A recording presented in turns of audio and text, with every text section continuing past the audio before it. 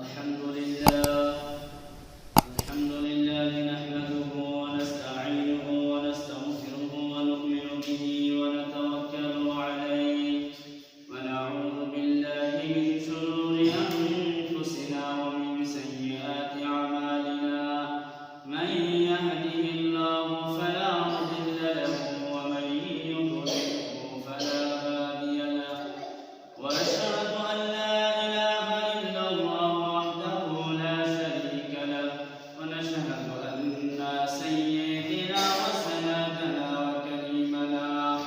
وكريمنا وشفيعنا وحبيبنا ومولانا محمدا عبده ورسوله أرسله بالحق بشيرا ونذيرا وداعيا إلى الله بإذنه وسراجا منيرا فقد قال الله تعالى في كلامه المجيد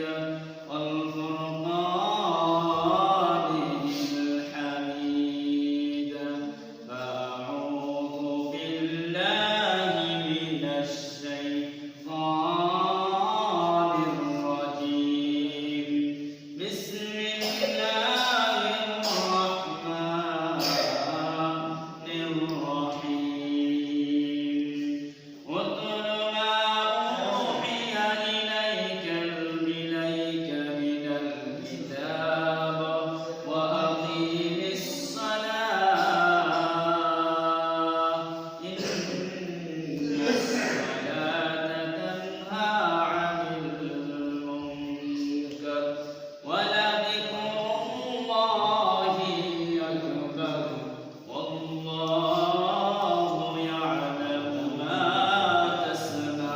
تصنعون وقال رسول الله صلى الله عليه وسلم مفتاح الجنة الصلاة أو كما قال عليه الصلاة والسلام إن الله وملائكته يصلون على النبي يا أيها الذين آمنوا صلوا عليه وسلموا تسليما اللهم صل على محمد وعلى آل محمد كما صليت على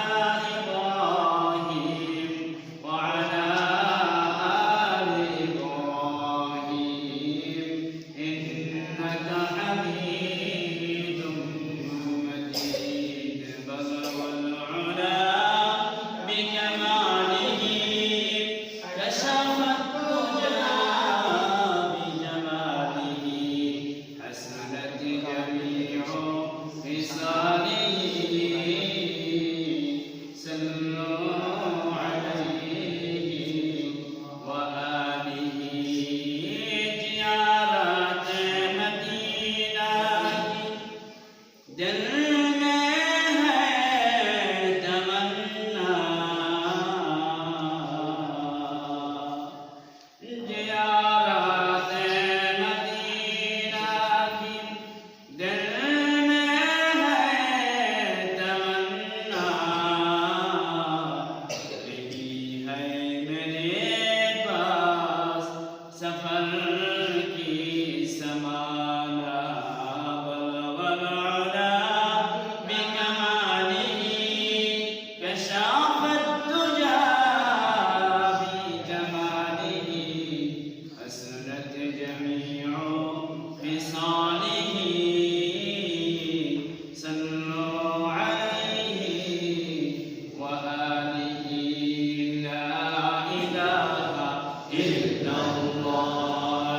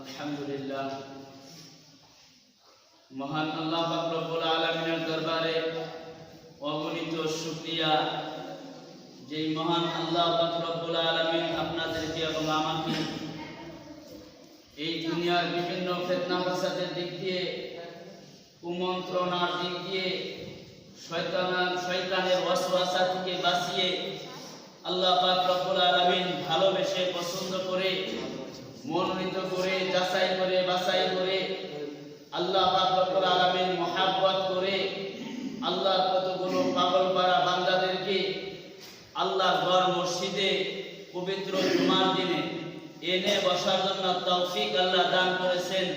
সেজন্য আমরা সবাই মহান আল্লাহ পাক রব্বুল আলামিনের শুকরিয়া জ্ঞাপন করে আমরা সকলে আল্লাহ পাক রব্বুল আলামিনকে খুশি করে নেই। সকলে বলেন আলহামদুলিল্লাহ, আরো চিল্লে বলেন আলহামদুলিল্লাহ।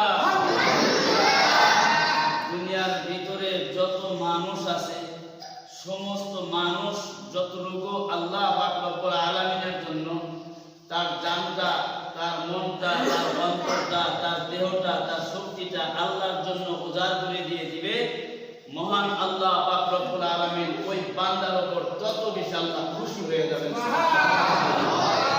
আজকে জুমার দিন, এই জুমার ফজিলত বর্ণনা করে শেষ করা যাবে না। জুমার অনেক গুরুত্বপূর্ণ ফজিলত রয়েছে, বর্ণনাও রয়েছে, যেই বর্ণনা আজকে আমি করব না। তবে গত জুমার ভিতরে আমি কিছুটা আলোচনা করেছিলাম কিছুটা নামাজের গুরুত্ব নিয়ে, কথা ঠিক না? তো আজকের যে আলোচনা আল্লাহ পাক রব্বুল আলামিন আনকাবুত নামে একটা সূরা আছে, যে সূরাটা সিরিয়ালে পড়েছে 29 নম্বর সূরা। এটা কোরআন শরীফের কয় নাম্বার সূরা?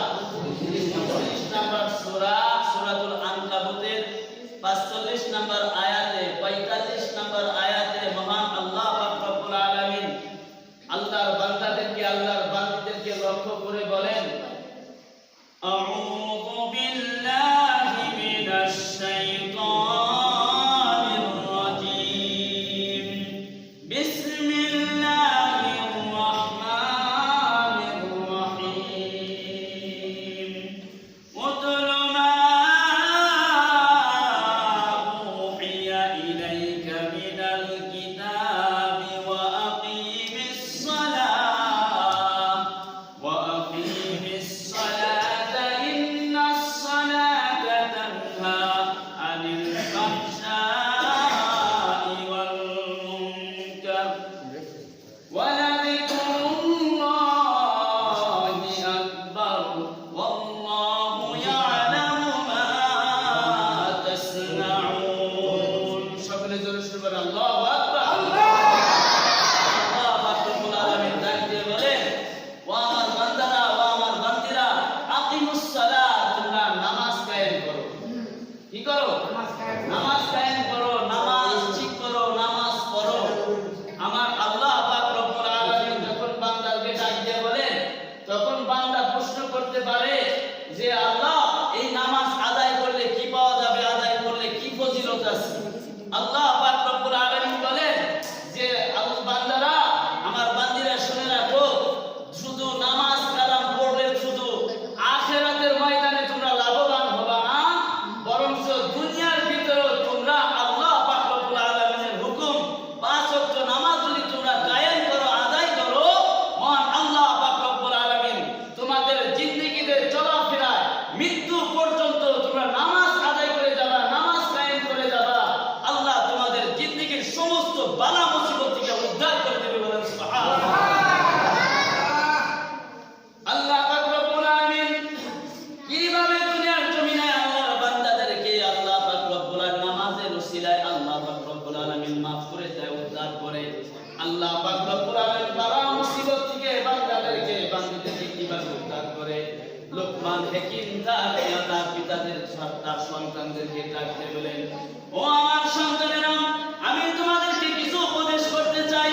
তখন সন্তানেরা যখন ডাক দিলেন সন্তানদেরকে, লোকমান হাকিম ডাক দেওয়ার পরে সন্তানরা আসলো, বাবার সামনে জড়িত হয়ে বসলো। বসার পরে এখন লোকমান হাকিম ডাক দিয়ে বলতেছে, ও আমার সন্তানেরা, তোমরা দুনিয়াতে হালাল উপার্জন করবা, আবার হালাল খাইবা, হালাল পথে চলবা, আমার আল্লাহ পাক রব্বুল আলামিনের হুকুম নামাজ তোমরা কায়েম করবা। বলেন সুবহানাল্লাহ। লোকমান হাকিম তার ছেলেদেরকে ডাক দিয়ে বললেন, তখন সমস্ত ছেলেরা কথাগুলো শুনলো। শোনার পরে একজন ছেলে ডাক দিয়ে বলেন, বাবা, আপনার কথা আমরা শুনবো, ইনশাআল্লাহ আপনার হুকুম মতো নামাজও আদায় করব, কিন্তু আমার তো কোনো টাকা পয়সা নাই, এরকম ভাবে আমি খালি মানুষ, আমাকে কিছু টাকা পয়সা দেন, যেই টাকা পয়সা দিয়ে কিছু বিজনেস করে খাই, কিছু ব্যবসা বাণিজ্য করি। আমার কাছে তো ব্যবসা বাণিজ্য করার মতো কোনো টাকা পয়সা নাই, এরকম কিছু আমাকে কিছু উপার্জন করার মতো কিছু টাকা পয়সা দেন। যখন লোকমান হাকিমকে ডাক দিয়ে তার ছেলে বললেন, বলার পরে লোকমান হাকিম ডাক দিয়ে বলতেছে, বাবা, আমার কাছে তো এরকম তোমাকে কিছু টাকা পয়সা দিব, ওইরকম কোনো টাকা পয়সা আমার কাছে নাই। যখন এই কথা বললেন, বলার পরে লোকমান হাকিমের ছেলেকে বলতেছে, বাবা, তবে তোমাকে একটা সন্ধান আমি দিতে পারি, যে অমুক সাগরের পারে একজন আমার বন্ধু আছে, ওই বন্ধুর কাছে তুমি যাইবা, ওই বন্ধুর কাছে গেলে পরে তার কাছে আমি 3000 টাকা পাই, ওই টাকাগুলো তুমি নিয়ে আসবা, নিয়ে আসার পরে তুমি এই দুনিয়ার জমিনে তুমি ব্যবসা বাণিজ্য উপার্জন করে খাইবে ওই টাকা দিয়ে। কিন্তু বাবা, ওই টাকা আনতে গেলে কিন্তু 3টা মুসিবত হবে। কয়টা? 3টা মুসিবতে তুমি পড়বা। খবরদার সন্তান, খবরদার বৎস, কখনো কিন্তু আল্লাহর হুকুম নামাজ কিন্তু ছেড়ে দিও না, নামাজে কিন্তু ভুলে যাও না। এই কথা যখন বললেন, তখন সন্তান তো টাকা আনার জন্য প্রস্তুতি নিয়ে হয়ে গেছে, প্রস্তুতি নিয়ে ফেলেছে, টাকা আনতে যাবে। ছেলেকে ডাক দিয়ে বলেন, লোকমান হাকিম বলেন, ও আমার বৎস, ও আমার সন্তান, তুমি টাকা আনতে যাইবা ঠিকই, কিন্তু যাওয়ার আগে তুমি 2 রাকাত সালাতুল হাজত পড়ে তুমি রওনা হয়ে যাও। কয় রাকাত? 2 রাকাত সালাতুল হাজত তুমি পড়ে রওনা হয়ে যাও।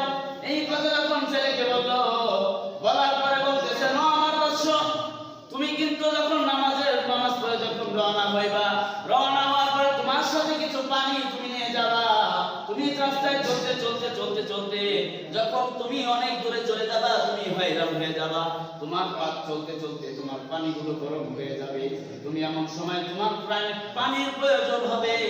পানির প্রয়োজন হওয়ার পরে যখন তুমি পানিটা বগল থেকে বের করবা, তোমার ব্যাগ থেকে বের করবা, দেখবা তোমার পানিগুলো গরম হয়ে গেছে। গরম হওয়ার সাথে সাথে তুমি পানিগুলো তুমি পান করতে পারবা না। বলেন সুবহানাল্লাহ। তুমি পানি কি করতে পারবা না? পান করতে পারবা না। যে পানি তুমি নিয়ে যাওয়ার সাথে করে ওই পানি তুমি পান করতে পারবা না। লোকমান হাকিম ডাক দিয়া বলেন, আমার বৎস, ওই পানি তুমি পান করতে পারবা না ঠিক, কিন্তু যখন তুমি পিপাসিত হয়ে যাবে তুমি পানি ছাড়া পথ চলতে পারবা না।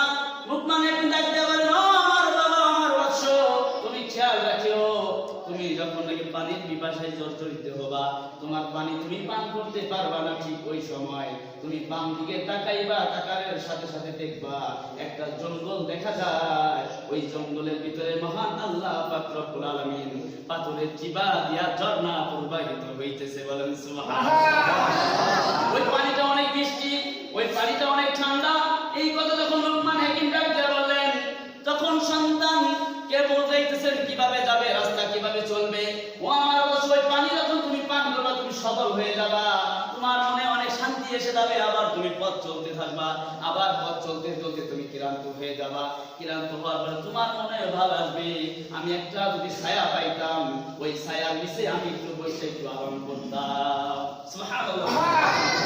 ওই ছায়ার নিচে আমি একটু আরাম করতাম। তখন লোকমান হাকিম ডাক দিয়া বলে, ও আমার বাবা, যখন তোমার এইরকম মনোভাব হবে, হওয়ার পরে তুমি ডান দিকে তাকাইবা, ডান দিকে তাকানোর পরে দেখবে একটা পথ দাঁড়িয়ে রয়েছে। ওই পথ গাছের নিচে অনেক সুন্দর ছায়া রয়েছে। তুমি ওই পথ গাছের নিচে চলে যাবা, যাওয়ার পরে দেখবা পথ গাছ অনেক আরামদায়ক জায়গা। কিন্তু বৎস, শুনে রাখো, ওই পথ গাছের নিচে তুমি কিন্তু বইসো না, ওই পথ গাছের নিচে কিন্তু তুমি আরাম করতে যাইও না। লোকমান হাকিম ডাক দিয়ে বলেন, ও আমার বৎস, তুমি কিন্তু যাইও না। হ্যাঁ, তুমি ওই জায়গায় কিন্তু বসতে পারবা। হ্যাঁ, তুমি ওই জায়গায় তুমি আরাম করতে পারবা, তবে একটা শর্ত আছে। ওই জায়গায় একটা তুমি মুরব্বি দেখতে পাইতে পারো। ওই মুরব্বি যদি তোমাকে বসতে বলে, ওই মুরব্বি যদি তোমাকে আরাম করতে বলে, তাহলে তুমি ওই জায়গায় আরাম করবা, বসে যাবা। লোকমান হাকিম যখন বললেন, বলার পরে সন্তান তো চিন্তা মুসিবতের কথা সন্তানকে বলে দিতেছে। যখন নাকি ওই জায়গায় যখন তুমি পানি দিবা, যখন ওই জায়গায় যাও শেষ হয়ে যাবে, আবার যখন তুমি পথ চলতে থাকবা, পথ চলতে চলতে দেখবা একটা গোত্র রয়েছে, একটা কম রয়েছে, একটা এলাকা রয়েছে। ওই এলাকার ভিতরে যখন তুমি ঢুকবা, ঢোকার পর তোমাকে মানুষে জিজ্ঞাসা করবে, তুমি কোথায় থেকে আসো, তুমি কে, তোমার পরিচয় কি? যখন তুমি বলবা আমি লোকমান হাকিমের সন্তান, ওই এলাকার সমস্ত মানুষরা তোমাকে আদর যত্ন করা শুরু করে দিবে। লোকমান হাকিমের সন্তান, এই কথা মনে সকলে চিন্তা করার পরে তোমাকে অনেক আদর যত্ন করবে। 2-3 দিন সময় ওখানে তোমার লেগে যাবে। 2-3 দিন সময় লাগার পরে তোমাকে মানুষ ওখানে ওই এলাকার সবচেয়ে একটা সুন্দরী মেয়ে আছে, ওই মেয়েটাকে তোমার সাথে বিবাহ দিতে চাইবে। বাবা খবরদার, তুমি কিন্তু ওই মেয়েকে বিবাহ করিও না, মুসিবত কিন্তু আছে। এরপরে ওখানে 3 দিন যাবো, 3 দিন থাকবা। 3 দিন পরে যখন নাকি আবার তুমি ওইখান থেকে রওনা হবে টাকা আনার জন্য, যখন তুমি সাগর পারে যাইবা, যাওয়ার পর ওই বাড়িতে যখন তুমি পৌঁছাইয়া যাইবা, পৌঁছানোর সাথে সাথে ওই ব্যক্তি তোমাকে টাকা দিতে চাবে না, আর তোমাকে রাত থাকার কথা বলবে। তুমি কিন্তু খবরদার ওই জায়গায় তুমি রাত যাপন করিও না। ওই জায়গায় কি করিও না? রাত যাপন কিন্তু করিও না। হ্যাঁ, রাত যাপন করতে পারবা ঠিকই, তবে যদি তোমার সাথে সেই মুরব্বীরা থাকবে, ওই মুরব্বী যদি তোমাকে বলে রাত যাপন করার জন্য, তাহলে তুমি রাত যাপন করবা। এই কথা যখন বললেন, তখন তার বৎস লোকমান হাকিমের সন্তান রওনা হয়ে গেছে। রাস্তার ভিতরে হাঁটতে হাঁটতে ঠিকই দেখে রাস্তার মধ্যে একটা পাহাড় হয়ে গেছে। ওই পাহাড়ের সামনে যখন তিনি দাঁড়াই গেলেন, বিপাশিত হয়ে গেলেন, হওয়ার পরে দেখে বাম দিকে তাকাইয়া দেখে একটা যায় ওই জঙ্গলের ভিতরে দেখে একটা ঝর্ণা, যাকে আল্লাহ পাক রব্বুল আলামিনের হুকুমে প্রবাহিত হইতেছে ঝর্ণা। ওই জায়গার ভিতর ঝর্ণা প্রবাহিত হইতেছে, ঝর্ণা থেকে পানি পান করছে, পানি পান করার পরে তখন লুকমান হাকিমের সন্তান যখন আবার রাস্তা চলা শুরু করেছে, এরকম ভাবে আবার তখন নাকি ক্লান্ত হয়ে পড়েছে। ক্লান্ত হওয়ার পরে লুকমান হাকিমের সন্তান যখন ক্লান্ত হয়ে গেছে, ক্লান্ত হওয়ার পরে এখন উনি মনে মনে ভাবতেছে যে আমার একটু রেস্ট নেওয়া দরকার, আমার একটু আরাম করার দরকার। তখন তিনি ডান দিকে তাকাইছে, তাকানোর পরে দেখলেন যে একটা বট গাছ, একটা গাছ, তার ছায়া নিয়ে তিনি বসে আছি। একটা গাছ দেখা যায়, যে গাছটা অনেক রোদের ভিতরে, কিন্তু ওই গাছের নিচে অনেক ছায়া, ওই ছায়ার নিচে তিনি বসার জন্য চিন্তা ভাবনা করলেন। বসবেন ঠিক সেই মুহূর্তে মনে পড়ে গেছে যে আমার বাবা তো এই গাছের নিচে বসার জন্য নিষেধ করছে। এই কথা যখন মনে করছে, মনে করার পর আর গাছের নিচে বসলো না। তখন একটা মুরব্বী উপস্থিত হয়ে গেছে। মুরব্বী এসে বলতেছে, বাবা তুমি তো অনেক ক্লান্ত মনে হইতেছে, তুমি এই জায়গায় কি বসে পড়ো, সমস্যা নাই, আরাম করো। তখন বলতেছেন আমার বাবা লুকমান হাকিম বলেছে, আমার বাবা বলেছে এখানে বসার জন্য নিষেধ করছে। পরে বলতেছে, বাবা তোমার বাবা তো তোমাকে এখানে বসতে নিষেধ করেছে ঠিকই, কিন্তু এই কথাটা কি তোমাকে বলে নাই একজন মুরব্বী আসবে আর ওই মুরব্বী যদি তোমাকে বসতে বলে তাহলে তুমি বসবা, তা না হলে তুমি বসতে পারবে না। তখন বলতেছে, হ্যাঁ বাবা, হ্যাঁ মুরব্বী চাচা আমাকে তো এই কথাটা বলছে আমার বাবা। আমি তখন মুরব্বী বলতেছেন যে হ্যাঁ আমি বললাম তুমি এখানে বসো, এখানে আরাম করো, ইনশাআল্লাহ কোনো সমস্যা হবে না। যখন লুকমান হাকিমের সন্তান ওই আরামদায়ক জায়গায় বসে গেছে, ঘুমায়া পড়েছে, এখন এমন ক্লান্ত হয়ে গেছে, বসার সাথে সাথে ছায়া যায় নামার ছায়া যায় না, ভিতরে যখন বসছে ঘুমায় এসে বসছে, ওই বটগাছের চিবাই থেকে দেখে একটা সাপ বের হয়ে গেছে। ওই সাপটা সাথে সাথে বের হইয়া লুকমান হাকিমের সন্তানকে দংশন করেছে। সুবহানাল্লাহ! লুকমান হাকিমের সন্তানকে কি করেছে? দংশন করছে। সাপে কাটছে, কাটার পরে এখন ওই লুকমান হাকিমের সন্তান তো ঘুমের মধ্যে তো সন্তানের সাথে কাটছে, তিনি তো অজ্ঞান হয়ে গেছে, তো বুঝতে পারতেছেন না। তখন ওই মুরব্বী দেখলেন যে লুকমান হাকিমের সন্তানকে সাপে কাটছে। তখন ওই মুরব্বী ওই সাপটাকে তখন থাপাতে ধরছে, ধরার পরে দুই টুকরা করে থাপাতে ধরে লুকমান হাকিমের সন্তানের যেই জায়গায় কাটছে ওই জায়গায় তার মুখটা লাগাই দিতে বলতেছেন, ও সাপ আল্লাহর হুকুমে খবরদার, আল্লাহর হুকুমে যেই জায়গায় তুই কাটছো ওই জায়গায় তুই 20 আবার উল্টা তুই রিটার্ন নিয়ে যা। বলে সুবহানাল্লাহ! তখন এই কথা বলছে, বলার পরে সাপটা ঠিক ওই জায়গায় আবার সাপের মুখটা তখন ধরছে, ধরার পরে সাপটা উল্টা তখন নাকি 20টা তুলে নিয়ে গেছে। নেওয়ার সাথে সাথে ওই মুরব্বী চাচা তখন ওই সাপটাকে দুই টুকরা করছে। দুই টুকরা করার পরে ওই সাপটা এক টুকরা নিচের জমিনে ফেলে দিয়েছে, আর এক টুকরা ওই লোকটা ওই বুড়া চাচা তার পকেটে, অর্থাৎ তার একটা থলি আছে, ব্যাগ আছে, ব্যাগের ভিতরে ঢুকাই রাখছে। তোমরা কি করছে? তার ব্যাগের ভিতরে ঢুকাই রাখছে। এখন ওই তার সন্তান লুকমান হাকিমের সন্তান জাগ্রত হয়ে গেছে। জাগ্রত হওয়ার পরে দেখে এই ঘটনা, তখন বলছে আলহামদুলিল্লাহ আমি ছিলাম, আল্লাহ আমার রাসূলের তোমাকে বাঁচাইছে, চলো যাই সামনের রাস্তায় যাই। সামনে দিকে যাইতেছে, দেখে একটা এলাকা, ওই বাবাই যেইভাবে বলেছে ওইভাবে ঠিক ওই রকম একটা এলাকা মিলছে। সকলে জিজ্ঞাসা করলো আপনাদের বাড়ি কোথায়? তখন বললো আপনি কার সন্তান, আপনার বাড়ি কোথায়, ঠিকানা কি? যখন নাকি লুকমান হাকিমের কথা বলেছে, সমস্ত মানুষ লুকমান হাকিমকে চিনে। লুকমান হাকিমের আদরে সম্মানে আল্লাহ পাক রব্বুল আলামিনের বান্দার সম্মানের কারণে ওই ব্যক্তি ওই সন্তানকেও সকলে সম্মান করা শুরু করে দিয়েছে। এখন দেখেন প্রত্যেকের পীর, অনেকে মুরিদ হয়েছে, অনেকে পীর ধরছে, অনেকে উস্তাদ ধরছে না ভাই? এখন ওই পীরের সন্তান যদি আমাদের কাছে আসে তাহলে আমরা সম্মান করি কি করি না? আমার উস্তাদের সন্তান, আমার স্যারের সন্তান যদি আমাদের সাথে দেখা হয় তাহলে আমরা সম্মান কি করি কি করি না? লুকমান হাকিমের সন্তানকে সকলে পাইয়ে আদর যত্ন শুরু করে দিয়েছে, খাইখাতি করা শুরু করে দিয়েছে। যখন নাকি লুকমান হাকিমের সন্তান 3 দিন হয়ে গেছে, হওয়ার পর ওই এলাকার ভিতরে একটা সুন্দরী মেয়ে আছে, ওই সুন্দরীটা মেয়েটাকে বিবাহ করার জন্য সকলেই আবদার করতে প্রস্তাব দিয়েছে। তখন লুকমান হাকিমের সন্তান দেখছে, দেখার পরে দেখে তার জিন্দেগিতে এত সুন্দরী মেয়ে তার জীবনে আর কোনোদিন দেখে নাই। বলেন সুবহানাল্লাহ! তখন এরকম দেখছে, দেখার পর লুকমান হাকিমের সন্তান বিবাহ করার জন্য পাগল করা হয়ে গেছে। যখন পাগল করা হয়ে গেছে, হঠাৎ করে মাথার ভিতরে মনে আসলো যে আমার বাবা তো এই বিবাহের মধ্যে নিষেধ করেছে, এই বিবাহের মধ্যে কোনো ক্ষতি আছে, সমস্যা হইতে পারে, এই জন্য আমার বাবা নিষেধ করছে, না আমি এই বিবাহ করব না। তখন ওই মুরব্বীকে বলতেছেন, মুরব্বী চাচা, আমার আব্বা তো আমাকে বিবাহ করার জন্য নিষেধ করেছেন, আপনি কি বলেন? আমার মনে তো চাই বিবাহ করার জন্য। চাচাই বলতেছে, তোমার মনে কি চায়? বলতেছে, আমার মনে তো বিবাহ করতে চায়, কিন্তু আমি তো বিবাহ করতে পারতেছি না, কারণ আমার বাবা আমাকে নিষেধ করেছে। তখন ওই চাচা বলতেছে, আমি আদেশ করলাম, আমি হুকুম করলাম, তুমি কন্যাটাকে বিবাহ করে ফেলো। সুবহানাল্লাহ! এই কন্যাটাকে কি করো? বিবাহ করে ফেলো।